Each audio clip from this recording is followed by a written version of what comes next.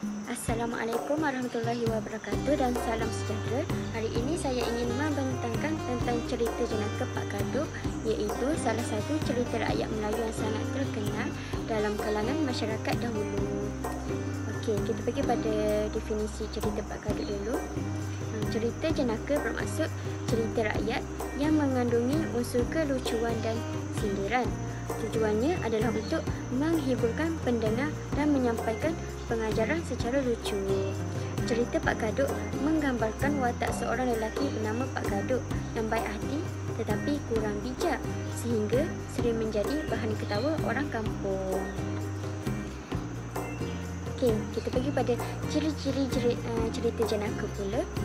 Cerita Pak Kadok mempunyai beberapa ciri yang menarik. Pertama, wataknya bersifat lucu dan melucukan, seperti Pak Kadok yang mudah tertipu dan bertindak terburu-buru. Kedua, bahasanya mudah difahami dan disampaikan secara bersahaja supaya dapat menghiburkan pendengar. Ketiga, ceritanya mengandungi unsur sindiran dan teguran sosial. Contohnya, menyindir orang yang bodoh, sombong dan tamak. Keempat, jalan ceritanya ringkas tetapi penuh pengajaran moral, seperti kisah Pak Kadok yang tertipu dengan raja kerana ia tidak berfikir panjang. Seterusnya, kita pergi kepada pengajaran. Daripada cerita ini, kita boleh ambil beberapa pengajaran penting. Pertama, kita jangan mudah tertipu dengan kata-kata orang lain. Kedua, kita hendaklah berfikir sebelum membuat keputusan supaya tidak menyesal kemudian hari. Ketiga, hindarilah sikap tamak dan pentingkan kebijaksanaan dalam tindakan. Yang terakhir, gunakan akal fikiran yang waras dalam setiap perkara kerana tindakan terburu-buru boleh membawa padah. Jadi, kesimpulannya, cerita Pak Kadok bukan sekadar untuk ketawa, tetapi juga mengajar kita supaya berhati-hati, bijak menilai dan tidak mengulangi kesilapan yang sama. Sekian daripada saya. Terima kasih. Assalamualaikum. Hari ini saya akan menceritakan tentang cerita jenaka yang bertajuk Pak Kadok. Pada zaman dahulu, ada sebuah negeri bernama Seri Gading. Rajanya sangat suka menyambung ayam. Pada masa lapang, baginda menumpukan perhatian pada permainan itu. Bahkan, hampir setiap penduduk lelaki Seri Gading juga turut menghabiskan masa menyambung ayam. Baik di pekan atau di kampung, orang akan menyambung ayam dan bertaruh. Di salah sebuah kampung dalam Seri Gading, tinggal sepasang suami isteri bernama Pak Kadok dan Mak Kadok. Pak Kadok sangat bodoh. Semua penduduk kampung itu, termasuk raja, tahu akan kebodohannya. Pak Kadok ada membela seekor ayam sabung. Dia selalu berangan-angan hendak menyambung ayamnya dengan ayam raja. Pada suatu hari, Pak Kadok bertanya dengan Mak Kadok, "Bagaimana kalau ayam kita dilagakan dengan ayam raja?" Balas Mak Kadok, "Bagus juga cadangan kamu itu. Tapi, apakah yang hendak ditaruhkan sekiranya kamu kalah atau kamu menang?" kata isterinya pula. Jawab Pak Kadok, "Itu senang saja. Kita pertaruhkan kampung kita. Sekarang, kamu tolong buatkan seluar dan baju daripada kertas yang aku baru beli." Pak Kadok, alangkah malunya nanti sekiranya pakaian kamu itu koyak di depan orang ramai, kata Mak Kadok sambil menggiling-giling. Aku tak peduli.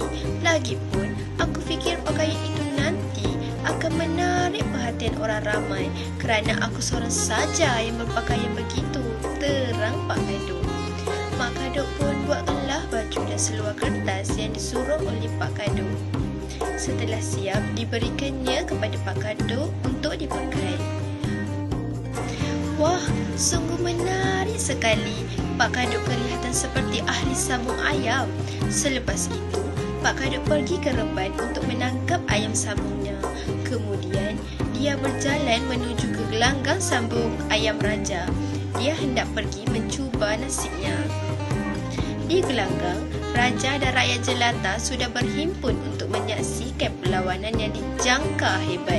Apabila Pak Kadut sampai ke situ, dia pergi menghadap Raja.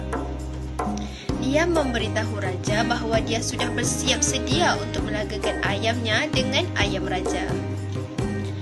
"Apakah yang kamu pertaruhkan untuk perlawanan ini?" Raja bertanya. "Hamba tidak punya duit, tapi hamba setuju untuk menggadaikan kampung hamba sebagai pertaruhan," jawab Pak Kadut bersungguh-sungguh. Pada masa yang sama, Pak Kadut tidak sedar bahawa Raja sudah tertarik dengan ayam sabungnya. Raja berasa ayam Pak Kadut akan menang dalam perlawanan itu. Lalu, Raja pun mencari helah untuk menukar ayam sabungnya dengan ayam sabung Pak Kadut. "Pak Kadut, beta rasa lebih elok sekiranya ayam sabung kamu ditukarkan dengan ayam beta. Ayam beta sangat kuat dan susah hendak dikalahkan," pujuk Raja. Pak Kadut tidak berfikir panjang. Dia terus setuju dengan cadangan Raja. Perlawanan pun dimulakan. Pada mulanya, kedua-dua ekor ayam sabung itu kelihatan sama kuat. Orang ramai bersorak-sorak. Pak Kadut berlari ke kiri dan ke kanan. Tiba-tiba, ayam sabung Raja menjadi lemah. Ayam sabung Pak Kadut sungguh kuat. Ia pasti menang dalam perlawanan itu. Tetapi, kasihan Pak Kadut. Dia terlupa bahawa ayamnya sekarang bukan lagi kepunyaannya. Dia terus menjerit-jerit sekuat hati kerana ayam kesayangannya itu menang. Pak Kadut sungguh gembira. Dia melompat-lompat. Raja dan orang ramai tersenyum melihat kelakuan Pak Kadut. Pak Kadut masih terlupa bahawa ayamnya sekarang sudah ditukar dengan ayam Raja. Dia berlari ke kiri dan ke kanan. Tiba-tiba pakaiannya pun koyak. Pak Kadut pun berhenti bersorak. Ia sudah bertelanjang bulat di tengah gelanggang. Sekarang orang ramai pula bertepuk sorak dan mengejek Pak Kadut. Mereka menunjuk-nunjukkan tangan ke arah Pak Kadut. Ia sungguh malu. Pak Kadut berhenti bersorak. Dia sudah bertelanjang bulat di tengah gelanggang. Sekarang orang ramai pula bertepuk sorak dan mengejek Pak Kadut.